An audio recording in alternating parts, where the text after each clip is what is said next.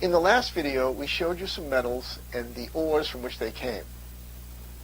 We showed you copper and its ore, tin and its ore, and here's some iron and its ore.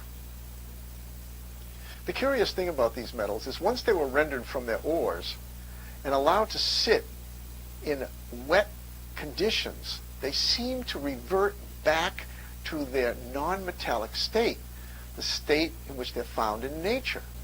So alchemists knew that you can convert shiny, pure metals into their non-shiny, non-metallic form, like iron into rust, and then you can convert rust back into iron by heating it, but they had no explanation as to how or why that happened until 1700. When somebody came up with an idea that maybe there are two kinds of airs, the normal air around us and a new type of air called phlogiston.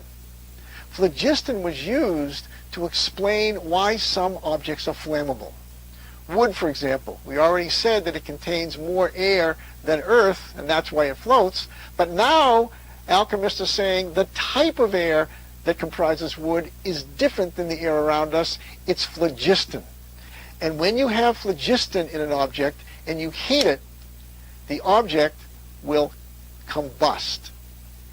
Here you go.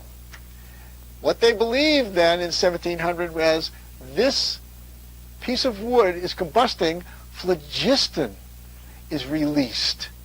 And as the phlogiston is released, what's left behind is just a small amount of earth and ash, and the process produces flame.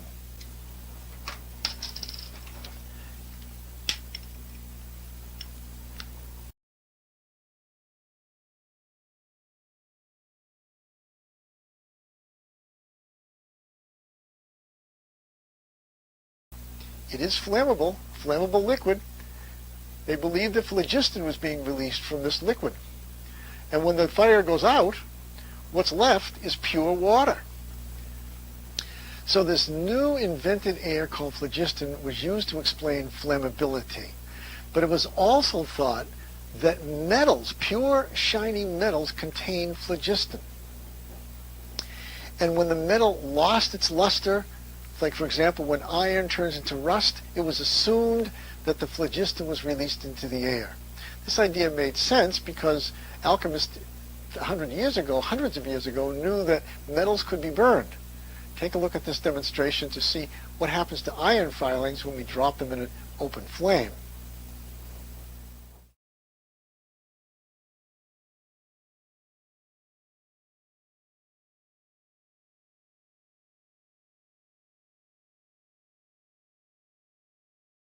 In 1750, it was believed that the sparks resulting from sprinkling iron over the flame were caused from the rapid release of phlogiston from the iron, because the residue from the reaction that landed on the table turned out to be rust, the same material that iron turns into when exposed to moisture over time. The only difference is speed. Just like the stick and the alcohol releasing heat and light in the form of flame as the phlogiston was released rapidly, so too did the iron glow as it released its phlogiston rapidly. So this idea of phlogiston release causing these sparks and this light and this flame was so compelling that almost everyone believed it. Even a man named Henry Cavendish, who was the most influential scientist of the 18th century. His methods of investigation and measurement were so precise and so amazing that he actually discovered the density of the earth. He also, in the 1780s, discovered the composition of air. So he was an extremely influential scientist, and yet he believed that phlogiston was real. In fact, in 1766, he did an experiment in which he thought he discovered phlogiston. Watch how he did it. Cavendish was experimenting with this, discovered hundreds of years before his time, but still not well understood in 1766. No one really understood what acids were comprised of. He did know, however, that when the acid was mixed with metals, not all metals, but most, that a very vigorous reaction took place in which a strange type of air, we call it a gas today, is produced. And as it's produced, the metal seems to lose its shiny, lustrous quality and dissolve into the acid.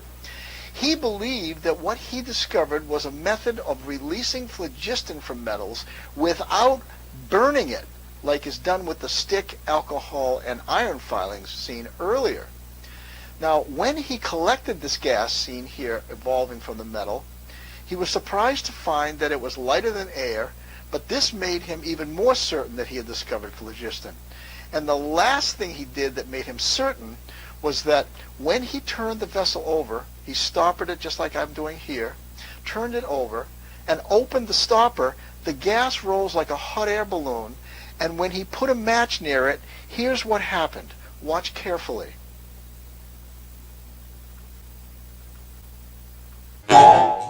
Cavendish thought that he had discovered the elusive phlogiston.